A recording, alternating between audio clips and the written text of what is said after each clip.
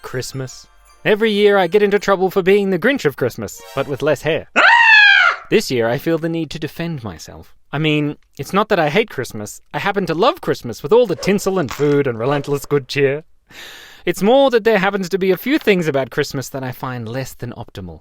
For example, no matter how much you try to keep to a budget every year, you end up spending a stupid amount of money. It all starts off strong in November, buying the perfect, well-thought-out, cost-effective gifts. But then December comes around, and suddenly the multi-million-dollar Christmas marketing campaigns start to tunnel directly into your underprepared prefrontal cortex and set up camp. The next thing you know, you've bought Auntie Susan 15 more gifts, including the most adorable Christmas pug pajamas. I don't think she even owns a pug. You quickly realize Auntie Susan has more gifts than all of your other relatives combined, so you head to the shops once more. Who am I kidding? You don't even have to leave the house. Amazon and eBay have all your Christmas needs, including a 25-foot-high inflatable Santa riding a dolphin. Just one more stocking stuffer.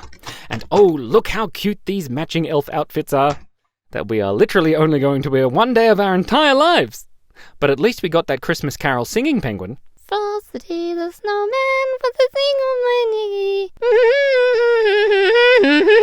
Speaking of gifts, no matter how hard I try, for 20 years now I still haven't managed to get my wife a good gift. She apparently gives me subtle and even not so subtle hints for weeks leading up to the big event. So when she says, "Oh Simon, I would really like this for Christmas, but it's way too expensive," she really means, "Please buy me this stupidly expensive thing for me, for Christmas, now!" I do such a terrible job that one year I didn't even get her anything. In case you were wondering, this was not a good idea. The food. So much food. On Christmas Day in our family, all portion control and standard meal times get thrown out the window. It's like we all go into training for an upcoming 17-course meal eating competition. Seconds, thirds, elevensies, breakfast dessert, lunch dessert, dessert, with a side of whipped cream and some leftover turkey.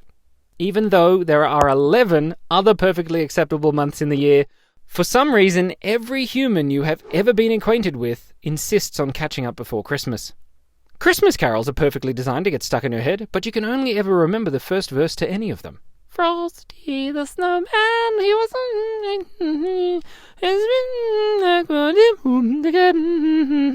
I'll admit, it's a magical time of year for the kids.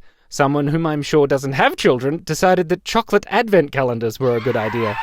Let's start every day of December with a nice little sugar hit in the morning.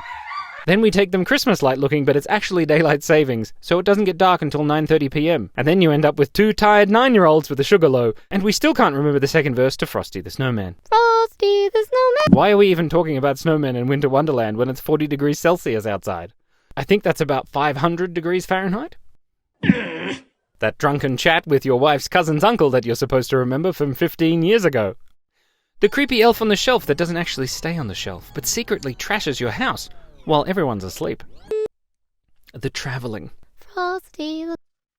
A tree that somehow hides its needles all around the house to still be found in July 2027. The stockings. The gross fruitcake that tastes nothing like fruit or cake. The wrapping. Frosty the snowman for the thing. Then on the big day, Santa Claus gets all the credit. Who am I kidding? It really is the most wonderful time of the year, and I can't wait to do it all again next year. Merry Christmas. I hope you have a fantastic day, and go hug your loved ones while I go remove the batteries from that singing penguin.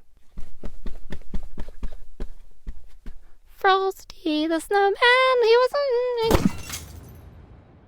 What does a partridge even have to do with Christmas?